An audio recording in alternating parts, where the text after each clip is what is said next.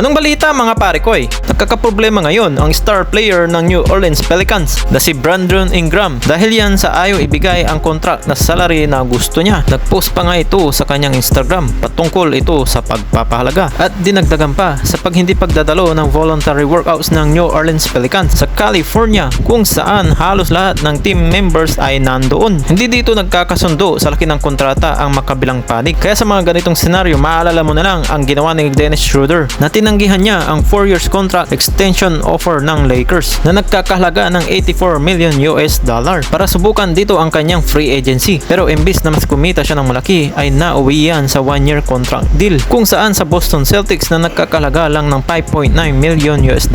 Malayo naman dito ang binibigay ni Brandon Ingram kay Dennis Schroeder noon. Pero ganun pa man ay pwede naman ito mauwi sa pagkalugi nito. Pero kung siswertihin ay pwede naman ito mas kumita pa. Katulad na lang ng ginawa ni Russell Westbrook paglipat niya noon sa Lakers. Kaya napapaisip na rin siya ngayon kung lilipat na ba siya sa ibang team. Kaya hindi yan malabo mangyari kung maufuran siya dito ng mas malaki. Ito ang papasok na season ang huling taon na kontrata ni Brandon Ingram. Ayon sa mga reports, ang gusto dito ni Ingram ay isang 4 year na $208 million contract. Pero ayon naman dito sa New Orleans Pelicans ay hanggang $170 million contract lamang sila. Dahil dito sa sinabi ng management ng Pelicans, hindi naman sa minamali nila ang kakayahan ni Ingram. Dahil hanggang doon na lang ang kaya nilang mai-offer. Kaya malamang ito ang dahilan kung bakit nagpost si Ingram sa kanyang Instagram na isang video clip na patungkol sa pagpapahalaga na hindi na dapat manatili na kung saan hindi nakikita ang iyong tunay na halaga. Mahirap talaga ang klaseng ganitong sitwasyon na ito mga pare ko na considering itong Pelicans ay isang small market team. Hindi kagaya ito ng New York Knicks, Los Angeles Lakers o kaya naman ang Boston Celtics. Kaya kahit na pare-parehas itong NBA teams ay hindi naman pare-parehas ang pumapasok ng mga revenue. Hindi naman ito katulad ng mga big market teams. Sa huling 5 season kasama naman ng Pelicans, maganda naman dito ang numero ni Brandon Ingram. Nag-a-average siya dito ng 23.1 points, 5.1 rebounds at 5.2 assists per game. Kaya lang ang pintas sa kanya ay inconsistent ito. Obvious naman yan sa first round matchup nila ng Oklahoma City Thunder kung saan ay nilabas pa nga siya dito ni Coach Willie Green sa 4th quarter. Kaya kahit na nag-a-average ka pa ng malaki ay may hirapan ka dito kumuha ng malaking kontrata.